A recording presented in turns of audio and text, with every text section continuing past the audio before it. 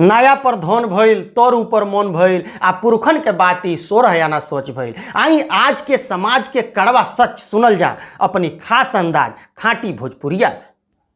दन दन सब धन धन धनवे पर सब झूलता आ पानी पर खाँच लकीर झूठे लोग फूलता।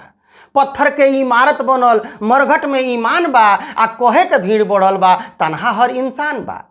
पता ठेकान तो एक्के बाटे दिल के दिल्ली दूर बा आ लगवे रही के लागन बाटे इतना सब मगरूर बा। बाहरा से सब चामुक चुमुक भीतर बाजा बाजता आ बड़का तो बड़का बा छोटको अब आ जाता। बैठल बुढ़वा भरम बचावे काने ठेपी डरले बा आ कब के घघोट दे कोने की कुरी मरले बा।